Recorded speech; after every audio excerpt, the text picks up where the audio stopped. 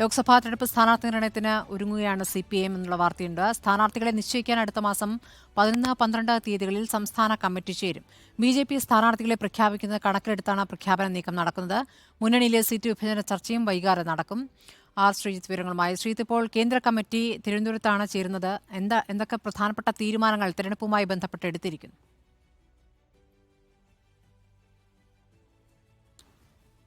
ലോക്സഭാ തെരഞ്ഞെടുപ്പുമായി ബന്ധപ്പെട്ട രാഷ്ട്രീയ അടവ് നയം എന്താകണമെന്നതാണ് CPM കേന്ദ്ര കമ്മിറ്റിയിലെ പ്രധാന ചർച്ച. ഇതോടൊപ്പം തന്നെ പാർട്ടി സ്ഥാനാർത്ഥികളെ സംബന്ധിച്ച ഒരു പൊതു മാർഗനിർദ്ദേശവും കേന്ദ്ര കമ്മിറ്റി തയ്യാറാക്കി വിവിധ സംസ്ഥാന ഘടകങ്ങൾക്ക് നൽകും. ഇതനുസരിച്ചാണ് CPIMന്റെ കേരളം അടക്കമുള്ള ഘടകങ്ങൾ സ്ഥാനാർത്ഥി നിർണയത്തിലേക്ക് കടക്കുന്നത്. എന്തായാലും പതിവിന് വിപരീതമായി സ്ഥാനാർത്ഥി നിർണയം തെരഞ്ഞെടുപ്പ് പ്രഖ്യാപനത്തിന് മുമ്പേ തന്നെ നടത്തണമെന്ന ഒരു ചർച്ച CPM നേതൃതലത്തിലുണ്ട്. അതിന് കാരണം BJP അടക്കമുള്ള രാഷ്ട്രീയ പാർട്ടികൾ നേരത്തെ തന്നെ സ്ഥാനാർത്ഥിയെ പ്രഖ്യാപിച്ച് രംഗത്തിറങ്ങുന്നത് സാധ്യതകളെ ബാധിക്കും എന്ന് കണക്കുകൂട്ടിയാണ്. അതുകൊണ്ട് തന്നെ തെരഞ്ഞെടുപ്പ് വിജ്ഞാപനത്തിനും പ്രഖ്യാപനത്തിനും കാക്കാതെ വേഗത്തിൽ സ്ഥാനാർത്ഥി നിർണയം നടത്താനുള്ള ആലോചനയാണ് CPMനകത്ത് തകൃതിയായി നടക്കുന്നത്. ഇതിൻ്റെ ഭാഗമായിട്ടാണ് ഫെബ്രുവരി 10 മുതൽ 12 വരെ CPMന്റെ സംസ്ഥാന നേതൃയോഗങ്ങൾ വിളിച്ചത്. ഫെബ്രുവരി 10-ന് CPM സംസ്ഥാന സെക്രട്ടേറിയറ്റും 11, 12 തീയതികളിൽ സംസ്ഥാന കമ്മിറ്റിയുമാണ് വിളിച്ചിരിക്കുന്നത്. ഈ കമ്മിറ്റികളിൽ സ്ഥാനാർത്ഥി നിർണയം സംബന്ധിച്ച ചർച്ചകൾ നടക്കും. കേന്ദ്ര നേതൃത്വത്തിൻ്റെ അനുമതിയോടുകൂടിയായിരിക്കും പ്രഖ്യാപനം നടത്തുക. എന്തായാലും സ്ഥാനാർത്ഥി നിർണയവുമായി ബന്ധപ്പെട്ട അനൗപചാരിക ചർച്ചകൾ ജില്ലാ നേതൃത്വത്തിൽ നടക്കുന്നുണ്ട്. അവരവരുടെ അധികാര പരിധിയിൽപ്പെട്ട മണ്ഡലങ്ങളിൽ മത്സരിപ്പിക്കാൻ കഴിയുന്ന പറ്റിയ സ്ഥാനാർത്ഥികളെ സംബന്ധിച്ച ആലോചനകൾ ശക്തമായി നടക്കുന്നുവെന്നാണ് നമുക്ക് ലഭ്യമാകുന്ന വിവരം. ഇതുമായി ബന്ധപ്പെട്ട മറ്റു വിവരങ്ങൾ കൂടിയുണ്ട്. എന്തായാലും അത് ഒരുപക്ഷെ നാളേക്ക് നമുക്ക് നൽകാൻ കഴിഞ്ഞേക്കും. ഇപ്പോൾ നമുക്ക് ലഭ്യമാകുന്ന വിവരമനുസരിച്ച് സ്ഥാനാർത്ഥി പ്രഖ്യാപനം തെരഞ്ഞെടുപ്പ് പ്രഖ്യാപനത്തിന് മുമ്പേ തന്നെ നടത്താൻ CPIയും LDFും ഒരുങ്ങുന്നു. അതിൻ്റെ ഭാഗമായി LDFിലെ സീറ്റ് വിഭജന ചർച്ചയും വൈകാതെ തന്നെ തുടങ്ങും. ഇതിനിടയ്ക്ക് CPM LDF നേതൃത്വത്തിലുള്ള തിരക്ക് ഫെബ്രുവരി 8-ന് ഡൽഹിയിൽ നടക്കുന്ന കേന്ദ്രവിരുദ്ധ സമരമാണ്. അതിനു മുമ്പോ അതിനുശേഷമോ വളരെ പെട്ടെന്ന് ഉഭയകക്ഷി ചർച്ച നടത്താനുള്ള ധാരണയാണ് മുന്നണിക്കകത്ത് ഇപ്പോഴുള്ളത്. ഷിജിത്ത്, സ്ഥാനാർത്ഥി നിർണയ ചർച്ചകൾ 11, 12 തീയതികളിൽ എന്ന് പറയുമ്പോൾ ആ ദിവസങ്ങളിൽ സ്ഥാനാർത്ഥി നിർണയം ഉണ്ടാകുമോ? ഇപ്പോൾ ജില്ലാ കമ്മിറ്റിയൊക്കെ ആണല്ലോ സ്വാഭാവികമായി ലോക്സഭാ തെരഞ്ഞെടുപ്പിൽ സ്ഥാനാർത്ഥി നിർണയം സംബന്ധിച്ച് സംസ്ഥാന സമിതിക്ക് റിപ്പോർട്ട് നൽകേണ്ടത്. ഇതുമായി ബന്ധപ്പെട്ടുള്ള പ്രക്രിയ തുടങ്ങാറായിട്ടുണ്ടോ?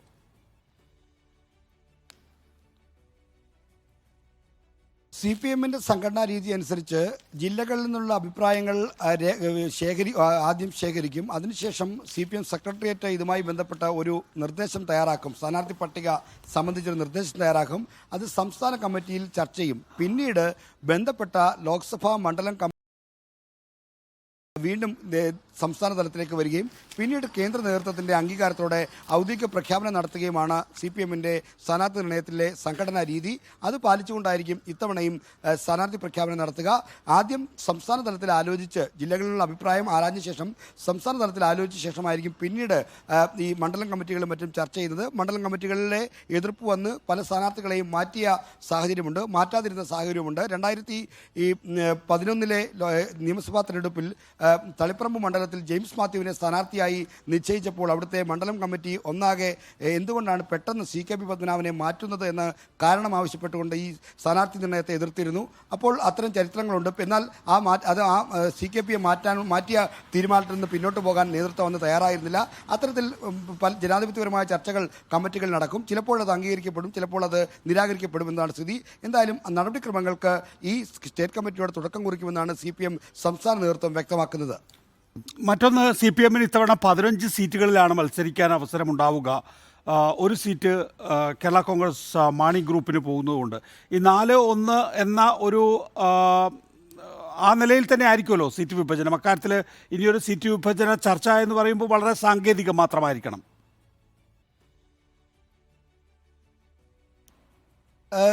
ഇത്തവണ സാങ്കേതികമെന്ന് പറയാൻ കഴിയില്ല. കേരള കോൺഗ്രസ് ചെയർമാനായ ജോസ് കെ മാണി ഒരു സീറ്റ് കൂടി ആവശ്യപ്പെട്ട് LDF നേതൃത്വത്തെ സമീപിച്ചിട്ടുണ്ട്. ഇപ്പോൾ നിലവിൽ കോട്ടയം സീറ്റാണ് മത്സരിക്കുന്നത്. അവർക്ക് ലഭിക്കാൻ ഉള്ളത്. അവരിപ്പോൾ സിറ്റിംഗ് MP തോമസ് ചാഴിക്കാടനാണ് അവിടെ ഉള്ളത്. അതുകൊണ്ട് ആ സീറ്റ് അവർക്ക് തന്നെ പോകുമെന്ന കാര്യം ഉറപ്പാണ്. രണ്ടാമതൊരു സീറ്റ് കൂടിയാണ് കേരള കോൺഗ്രസ് ആവശ്യപ്പെടുന്നത്. അത് പത്തനംതിട്ട സീറ്റാണ്. നിലവിൽ CPM മത്സരിക്കുന്ന മണ്ഡലമാണ്. അതുകൊണ്ട് തന്നെ ഈ ആവശ്യത്തിന്മേൽ കേരള കോൺഗ്രസ് നേതൃത്വത്തെ അനുനയിപ്പിക്കേണ്ടതുണ്ട്. വിലയിരുത്തേണ്ടതുണ്ട്, അല്ലെങ്കിൽ അവർക്ക് അനുകൂലമായോ അല്ലെങ്കിൽ പ്രതികൂലമായോ തീരുമാനമെടുക്കേണ്ടതുണ്ട്. അത് അവരെ കൂടി വിശ്വാസത്തിലെടുത്തുകൊണ്ട് വേണം ചർച്ച എന്നാണ് നേതൃത്വം അഭിപ്രായപ്പെടുന്നത്. അതുകൊണ്ട് തന്നെ ഉപേക്ഷിച്ച ചർച്ച അനിവാര്യമാണ്. രണ്ടാമതൊരു സീറ്റ് ആവശ്യപ്പെടുന്ന കേരള കോൺഗ്രസ് എം ക്രൈസ്തവ വിഭാഗത്തിൽ നിന്നുള്ള ആ വിഭാഗത്തെ പ്രതികരിക്കുന്ന പാർട്ടിയാണ് എന്നൊരു കാഴ്ചപ്പാടുണ്ട്. അതുകൊണ്ട് അത്തരം വിഭാഗങ്ങളെ കൂടി അലോസരപ്പെടുത്താതെ ഉള്ള തീരുമാനങ്ങൾക്കാണ് സാധ്യത. എന്തായാലും പത്തനംതിട്ട സീറ്റ് വിട്ടുകൊടുക്കുമോ ഇല്ലയോ? പത്തനംതിട്ടയിൽ കുറച്ചുകൂടി അനുയോജ്യമായ സ്ഥാനാർത്ഥി വരേണ്ടത് കേരള കോൺഗ്രസ് എമ്മിൽ നിന്നാണെന്ന് അഭിപ്രായം CPIM-നകത്തുമുണ്ട്. എന്നാൽ പാർട്ടി മത്സരിക്കുന്ന ഒരു സീറ്റ് ഈ ഘട്ടത്തിൽ വിട്ടുകൊടുക്കാൻ കഴിയില്ല എന്ന അഭിപ്രായമുണ്ട്. എന്നാൽ പിന്നീട് രാജ്യസഭാ തെരഞ്ഞെടുപ്പിൽ രാജ്യസഭയിലേക്ക് ഇപ്പോൾ ഈ ജൂൺ മാസം 3 ഒഴിവുകൾ കേരളത്തിൽ നിന്ന് വരുന്നുണ്ട്. അതിലൊന്ന് ബിനോയ് വിശ്വത്തിൻ്റെതാണ്, ഒന്ന് ജോസ് കെ മാണിയുടേതാണ്, മറ്റൊന്ന് ഇളമരം കരീമിൻ്റെതാണ്. 2 സീറ്റുകൾ LDF-ന് വിജയിപ്പിക്കാൻ കഴിയും. അപ്പോൾ രണ്ടാമത് ഒരിക്കൽ കൂടി ജോസ് കെ മാണിക്ക് രാജ്യസഭാ അംഗത്വം കൊടുത്ത് ഒരു സമവായ ഫോർമുല അക്കാര്യത്തിൽ ഉണ്ടാക്കാൻ കഴിയുമോ എന്ന ആലോചനയും CPIM-നകത്ത് ശക്തമാണ്. ഒരു കാര്യം കൂടി ശ്രീജിത്ത്, അതായത് ദേശീയ തലത്തിൽ CPM കോൺഗ്രസ് മുഖ്യ ശക്തിയായിട്ടുള്ള ഒരു സംസ്ഥാനത്ത് സീറ്റ് വാങ്ങി മത്സരിച്ചിട്ടില്ല. ഇത്തവണ അക്കാര്യത്തിൽ മാറ്റമുണ്ടാകും. ഉദാഹരണത്തിന് തമിഴ്നാട്ടിൽ DMK ആണ് മുഖ്യകക്ഷി. അവിടെ DMK-യുമായി സീറ്റ് വിഭജനം നടത്തിയിട്ടുണ്ട്. ബംഗാളിൽ CPM ആണ് മുഖ്യകക്ഷി, കോൺഗ്രസുമായിട്ട് സീറ്റ് ധാരണയുണ്ടാക്കിയിട്ടുണ്ട്. ഈ കോൺഗ്രസ് മുഖ്യകക്ഷിയായ ഒരു സംസ്ഥാനത്ത് എന്ത് നിലപാട് സ്വീകരിക്കണമെന്നാണ് കേന്ദ്ര കമ്മിറ്റി ആലോചിച്ചിട്ടുള്ളത്, തീരുമാനിച്ചിട്ടുള്ളത്? നികേഷ്, 2023 കണ്ണൂരിൽ നടന്ന 23-ാം പാർട്ടി കോൺഗ്രസിൽ CPIM അംഗീകരിച്ച പൊളിറ്റിക്കൽ ലൈൻ അനുസരിച്ച് ഓരോ സംസ്ഥാനത്തെയും രാഷ്ട്രീയ സാഹചര്യം നോക്കി അവിടുത്തെ ഏറ്റവും പ്രധാനപ്പെട്ട മതേതര ജനാധിപത്യ ശക്തിയുമായി തെരഞ്ഞെടുപ്പ് സഖ്യം ഉണ്ടാക്കണമെന്നതാണ്. അതുകൊണ്ട് തന്നെ കേരളത്തിലെ ഏറ്റവും പ്രധാനപ്പെട്ട ശക്തി CPIM ആണെന്ന് അവർ CPIM-ന് UDF-നേക്കാൾ സംഘടനാ ശക്തിയും മറ്റും ഉണ്ട് എന്ന് കരുതുന്നു. അതുകൊണ്ട് ഇവിടെ ഒരു സഖ്യത്തിൻ്റെ കാര്യമില്ല, അവിടെ ഇത് പരിഗണനയില്ല. ബംഗാളിൽ സാഹചര്യം തീർത്തും വിഭിന്നമാണ്. തൃണമൂൽ കോൺഗ്രസ് അവിടുത്തെ 42 മണ്ഡലങ്ങളിലും മത്സരിക്കാനൊരുങ്ങുന്നു. അവരുമായി ഒരു 5-6 സീറ്റ് ലഭിച്ചാൽ സഖ്യമാകാമെന്ന നിലയിലാണ് കോൺഗ്രസിൻ്റെ ചർച്ചകൾ മുന്നോട്ട് പോകുന്നത്. എന്നാൽ തൃണമൂലുമായി കോൺഗ്രസ് സഖ്യം ചേർന്നാൽ അവിടെ അവരുമായിട്ടുള്ള ഒരു ധാരണയും ഉണ്ടാക്കാൻ കഴിയില്ല എന്ന നേതൃത്വം എന്ന നിലപാട് ബംഗാൾ ഘടകം എടുത്തിട്ടുണ്ട്. ത്രിപുരയിൽ ഇന്ത്യ മുന്നണിയുടെ സീറ്റ് വിഭജന ഫോർമുല പരിഗണിച്ചാൽ സിറ്റിംഗ് സീറ്റോ അല്ലെങ്കിൽ രണ്ടാമത് വന്ന കക്ഷിക്കോ സീറ്റ് കൊടുക്കണമെന്നാണ്. എന്നാൽ രണ്ടാമത് വന്ന എന്ന് നോക്കുമ്പോൾ ത്രിപുരയിലെ 2 മണ്ഡലങ്ങളിലും കോൺഗ്രസ് രണ്ടാമത് വന്നതുകൊണ്ട് സ്വാഭാവികമായി അവർക്ക് സീറ്റ് പോകും. എന്നാൽ അവിടെ അങ്ങനെ 2 മണ്ഡലങ്ങളെ ത്രിപുരയിൽ, ലോക്സഭാ മണ്ഡലങ്ങളെ ത്രിപുരയിലുള്ളൂ. ആ സീറ്റുകൾ വിട്ടുകൊടുത്താൽ അവിടെ CPIM-ന് പ്രാതിനിധ്യമേ ഇല്ലാതാകും. അതുകൊണ്ട് ത്രിപുരയിലും കോൺഗ്രസ് സഖ്യം സാധ്യമല്ല എന്ന നിലപാടാണ് ഈ കേന്ദ്ര കമ്മിറ്റിയിലെ ചർച്ചകൾ ഉണ്ടായിട്ടുള്ളത്. തമിഴ്നാട്ടിലേക്ക് വന്നാൽ നിലവിൽ 2 MP-മാർ തമിഴ്നാട്ടിൽ നിന്നുണ്ട്, മധുരയും കോയമ്പത്തൂരും. എന്നാൽ കമലഹാസന്റെ പാർട്ടി DMK സഖ്യത്തിലേക്ക് വന്നതോടുകൂടി അവർ ആവശ്യപ്പെടുന്നത് കോയമ്പത്തൂർ സീറ്റാണ്.